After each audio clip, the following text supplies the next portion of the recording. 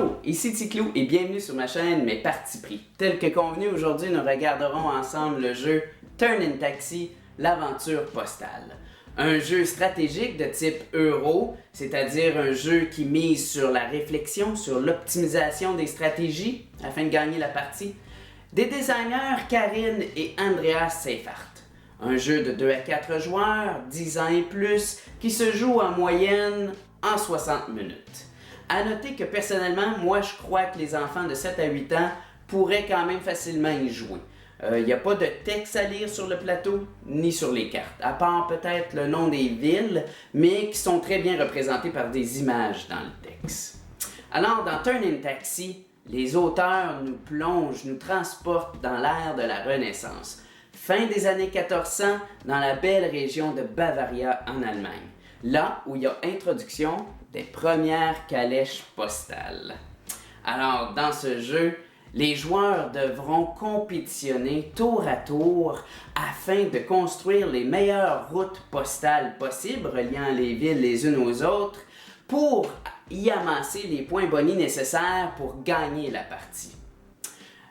Le jeu nous introduit aux mécaniques de pige de cartes, gestion de cartes et construction de routes.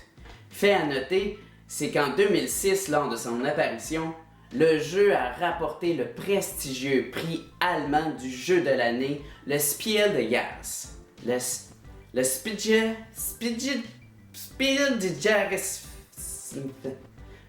Bref, vous êtes toujours intéressé, suivez-moi. Je vous montre le contenu du jeu, je vous montre comment y jouer et on revient à la fin avec mon appréciation. Yeah! Wow! Et voilà, arrivé à destination. Vous êtes curieux? Regardons ce qu'il y a dans la boîte. Alors, premièrement, ce qu'on y découvre, c'est ce magnifique plateau de jeu signé par l'artiste Michael Menzel, qui encore une fois ne déçoit pas. Un artiste prolifique du jeu de société. Et regardez ce beau plateau, les détails qu'on y retrouve, c'est excellent. Très coloré. On a les dessins des villes, les différentes villes ont des points historiques. Chaque ville est différente selon vraiment le type d'édifice qu'on y retrouvait à ce moment-là. Donc beaucoup de détails, beaucoup de couleurs. Un chef-d'œuvre signé Michael Menzel. On retrouve aussi dans la boîte, on retrouve 2 livres d'instructions. Mais soyez pas inquiets, vous avez qu'à lire celui-là. Un petit livre d'instructions de 4 pages. Bien détaillé, bien écrit, bien illustré. Donc, 10 minutes pour lire le livre d'instructions et commencer à jouer au jeu. Donc, vraiment pas de problème là. Et si jamais en plus, on est toujours inquiet après une première lecture, on ne sait pas trop comment le jeu peut se dérouler, nous avons le deuxième livret qui nous offre à l'intérieur un exemple d'un tour de jeu au complet. Donc, très belle attention ici des auteurs, ainsi que la première page, un brin d'histoire sur la famille Turn In Taxi, qui a réellement été une famille influente à ce moment-là, au 14e siècle, dans la construction de routes postales. On continue à explorer. Nous avons ici de belles plaquettes individuelles que chaque joueur auront devant eux. Ce sont des aides-mémoires. Donc, au lieu d'aller se référer toujours au livre d'instructions, nous avons ici les aides-mémoires qui expliquent comment le tour se déroule ainsi que les pouvoirs spéciaux des personnages. Alors, et c'est très solide. C'est super. On continue. On a des cartes. On a encore des cartes. Donc, plein de cartes, de types de cartes. On a des cartes de type calèche, donc des objectifs qu'il faut aller chercher durant le jeu, des points de victoire. Et bien sûr, on a aussi des cartes villes qui seront très importantes, que les joueurs devront collectionner durant le jeu pour ainsi construire leur route postale. Alors, beaucoup de cartes et je ne sais pas si on peut le voir, mais c'est un fini de cartes qui est très résistant, donc c'est très intéressant. Un beau produit ici, encore une fois. On a ici tous les pions, les jetons bonus que les joueurs devront aller chercher durant le jeu. Donc, beaucoup de jetons bonus à aller chercher. Et finalement, nous avons les belles petites maisons qui représentent chaque couleur des joueurs. Et ce sont les maisons... ce sont les maisons qui devront être posées sur le plateau lorsqu'il y aura construction de route. Et pour ainsi justement établir notre réseau routier. Donc regardez, ce sont de belles petites pièces de bois. Encore une fois, très bien réussi, belle qualité. Et tout ça inséré dans des compartiments de la boîte qui vont faire en sorte que quand la boîte est rangée dans notre bibliothèque de jeu, sur le côté comme ça, les pièces ne se mélangeront pas. La boîte se ferme de façon hermétique, alors au total, le contenu du jeu, c'est un gros thumbs up. Maintenant, allons voir comment se joue une partie. Alors, le plateau est installé. La façon qu'on installe le plateau, c'est on va y déposer ici. On sépare les cartes villes. On en dépose 6 au départ. On va aussi séparer les cartes calèches en 3, 4, 5, 6 et 7 selon leur valeur. Nous allons installer les points bonus sur les différentes parties, les différents territoires, toujours en ordre décroissant. Donc, celui qui vaut le plus en haut à celui qui vaut le moins en bas. On va faire la même chose avec les points bonus ici aussi selon la distance parcourue, selon la longueur de nos routes, soit des routes de 5, de 6 ou de 7. Toujours les points bonus en ordre décroissant. On va donner une carte joueur de la couleur ainsi que tous les jetons maison de la couleur appropriée aux joueurs et une carte ici résumée. Donc, comment se déroule une partie? Le joueur doit tout d'abord absolument piger une carte ville, doit jouer une carte ville et, s'il le désire, peut fermer une route afin d'y déposer ses maisons et aller chercher les points bonus. Aussi, durant son tour, le joueur pourrait aller chercher, débloquer les pouvoirs spéciaux des personnages SEO que je vais vous expliquer en cours de route. Donc, piger une carte ville. Donc, le joueur, tout d'abord, doit piger une carte ville de son choix et la remplacer par la suite par la carte sur le dessus du paquet. Si jamais le joueur n'était pas satisfait des choix de ville qu'il y a sur le plateau, peut toujours pousser sa chance et aller chercher une carte ville sur le dessus du paquet. Un pouvoir qui peut être débloqué à cette section, à cette partie-là des actions, c'est le pouvoir du chef de poste qui permet à ce moment-là aux joueurs d'aller chercher 2 cartes plutôt qu'une. Ou sinon, c'est toujours seulement une carte. Et un autre pouvoir aussi, c'est celui du bailli, qui permet aux joueurs de discarter toutes les cartes qui sont en jeu ici, parce qu'il n'y en a pas une qui l'intéresse, ou parce que peut-être qu'il y a plein de cartes qui intéressent les autres joueurs, donc une façon d'interagir avec les autres joueurs, c'est d'aller tout discarter les cartes, donc le pouvoir du bailli, et d'en redéposer 6 nouvelles cartes comme choix, à ce moment-là, en s'offrant peut-être le choix, un meilleur choix qu'initialement, ou en bloquant les autres joueurs, en discartant les cartes qui étaient valorisées par les autres joueurs.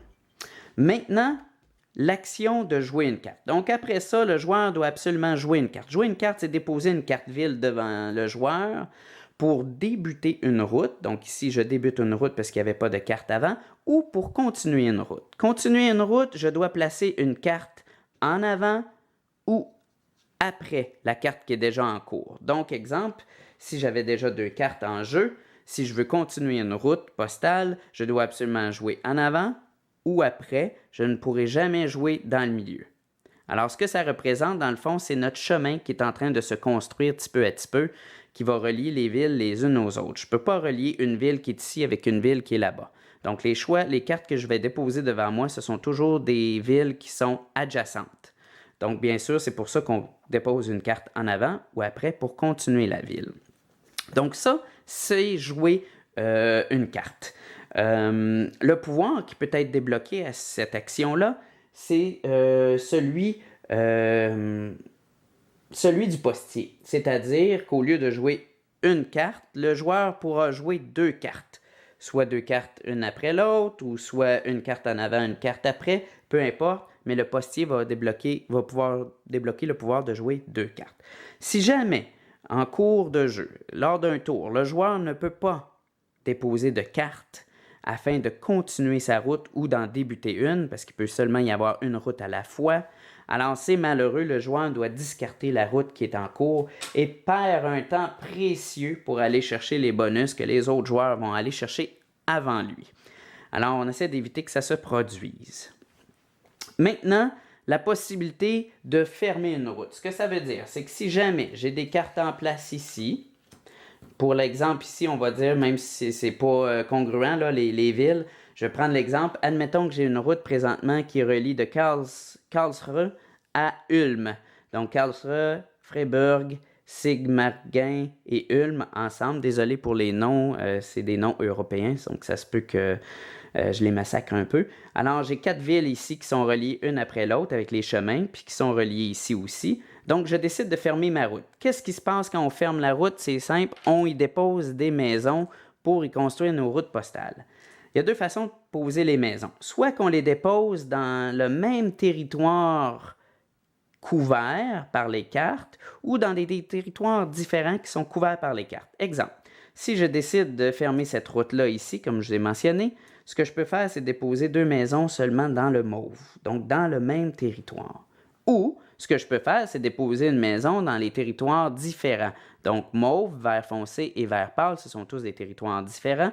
Donc, je pourrais, vu que ma route parcourt ce trajet-là, aller déposer une maison dans chaque territoire. Pourquoi je ferais ça? C'est quoi la stratégie qu'il peut y avoir ici? C'est qu'admettons, j'ai déjà une route ici, et puis que je fais la même route que l'exemple que je viens de faire, qui relie ces 4 villes-là. Ce que je pourrais faire à ce moment-là, c'est plutôt choisir d'y aller dans le même territoire, déposer mes maisons dans le même territoire, pour avoir la possibilité d'aller chercher le bonus ici, qui est le premier joueur qui a réussi à avoir toutes ses maisons dans le mauve. Donc, je me débloquerai un beau bonus ici. Donc, c'est ça. C'est ce qui se produit quand on pose les maisons. On discarte alors notre route et on va chercher les bonus, justement, débloqués à ce niveau-là, comme je vous ai montré. Alors, je suis allé chercher le bonus ici parce que le territoire mauve est complété par mes maisons, donc je peux aller chercher le bonus. Les autres bonus, c'est la même chose ici. Alors, c'est le territoire bleu et bleu foncé. Si jamais j'avais des maisons dans le bleu pâle et le bleu foncé, j'irais me chercher le point bonus ici des 2 territoires ensemble. C'est important, regardez le 3 ici, puis le suivant, c'est 2, et l'autre d'après, c'est 1. Ce qui veut dire, c'est qu'il y a une course qui va se produire entre les joueurs pour aller compléter les territoires en premier parce que les points bonus valent plus au début qu'à la fin. L'autre chose qu'on peut faire, c'est aller débloquer les points bonus ici de la longueur de la route. Donc, si moi, j'avais fermé une route de 5 villes, j'irais me chercher le bonus de la route de 5, 6 et 7. Toujours en ordre décroissant, donc le premier à faire une route de 7 vaut plus que le deuxième qui va faire une route de 7. Dans les points bonus, le joueur pourrait aller chercher comme il veut le nombre de points bonus ici par rapport à la longueur des routes. C'est-à-dire que moi, si je fais 3 routes de 7 durant la partie, je vais pouvoir aller chercher jusqu'à temps qu'il n'y en ait plus des bonus de route de 7. Par contre, pour les territoires, je peux seulement aller chercher une fois le bonus du territoire, puisqu'il est impossible d'aller remettre des maisons à des endroits où on en a déjà posé auparavant. À noter aussi qu'un joueur adverse peut venir déposer une maison là où il y a déjà une maison d'un autre joueur. Il n'y a pas de façon de bloquer les passages dans ce jeu. Donc, l'autre chose qu'on peut faire une fois qu'on a fermé nos routes, c'est aussi d'aller chercher les calèches correspondantes. Donc, c'est-à-dire que si moi j'ai un exemple ici où je ferme une route 3, de 3 villes, je vais aller me chercher la calèche numéro 3, qui me vaut 2 points de victoire à la fin de la partie. Et ainsi de suite. Donc, les prochaines fois que je vais mettre une route de 3, je ne pourrai pas aller me rechercher une calèche de 3, mais il faut aller chercher les autres calèches. Donc, la prochaine fois que je fais une route de 4, à ce moment-là, je vais pouvoir aller chercher la calèche numéro 4, et ainsi de suite. Si je suis rendu à la calèche numéro 5 et que je fais une route de 6, je dois malheureusement aller chercher la calèche de 5 avant celle de 6. Par contre, il y a le cocher ici, que lorsqu'on débloque son pouvoir, on peut sauter de 2 le nombre de calèches. C'est-à-dire que, admettons que moi, dans mon exemple, je suis rendu à aller chercher une calèche de 5. Alors, à ce moment-là, en débloquant le pouvoir du cocher, je pourrais faire une route seulement de 3, et ce qui me permet de sauter 2 plus haut, aller me chercher ma calèche numéro 5. Alors, le jeu se déroule ainsi jusqu'à la fin de la partie. La fin de la partie est déclenchée de 2 façons. Soit un joueur va chercher pour la première fois la calèche numéro 7, ou soit un joueur va déposer toutes les maisons. Donc, il ne lui reste plus de maisons à déposer. Alors, dans les 2 cas, on joue le dernier tour et on compte les points finaux. Les points se calculent de la façon suivante, c'est que la personne qui déclenche la fin de la partie va venir chercher un point bonus ici. On calcule tous les points bonus qu'on a amassés durant la partie et on additionne à cela le pointage, le point de victoire de notre plus haute calèche. À ceci, on soustrait les maisons qui nous restent à jouer dans nos mains. Donc à ce moment-là, le joueur qui a le plus haut pointage gagne la partie. Turn in Taxi, l'aventure postale. Un jeu qui, par sa simplicité, la beauté de ses pièces du jeu et par ses nombreuses stratégies, saura attirer plusieurs personnes et plusieurs types de joueurs. Oh, pardon. Malgré ses 10 ans, déjà bientôt, apparu en 2006, c'est un jeu qui a très bien vieilli et qui est encore très bien accueilli par la communauté ludique. C'est un jeu qui intéressera les gens qui veulent acheter un jeu, lire le jeu et installer le jeu en dedans de 15 minutes. C'est un jeu aussi qui va attirer les gens qui veulent jouer en couple, puisque ce jeu-là se joue très très bien à 2, autant qu'il se joue très bien aussi à 3 et à 4. Finalement, c'est aussi un jeu pour les gens qui n'aiment pas la confrontation directe, du type dans ta face, je te joue une carte, tu peux plus jouer pendant 2 tours. Les confrontations dans ce jeu sont beaucoup plus subtiles et beaucoup plus stratégiques. Alors, je vous ai dit, il est sorti en 2006. L'inconvénient, c'est que c'est un jeu qui peut peut-être être maintenant difficile à obtenir en boutique parce qu'il est out of print. Par contre, une petite recherche Internet vous suffira pour le trouver encore en bonne condition et à des prix quand même encore raisonnables. Alors, qu'est-ce que j'en pense? Je crois qu'il est fort méritant du prix qu'il a reçu en 2006. Je lui donne 2 thumbs up. Et c'est un jeu que je vais avoir dans ma collection pour toujours. C'est un jeu que je sors régulièrement. Autant je joue ce jeu avec les gens qui débutent dans le hobby, autant que je peux le jouer avec des amateurs de jeux de société. Il aura toujours sa place avec moi. Alors, sur ce, j'espère que ça a été instructif. Pardonnez-moi si j'ai manqué peut-être quelques règles ici et là. Le but, c'est de vous donner un aperçu global. Mais écrivez-moi vos commentaires, ça me fera plaisir d'y répondre. Et en attendant la prochaine vidéo, amusez-vous bien et faites une partie.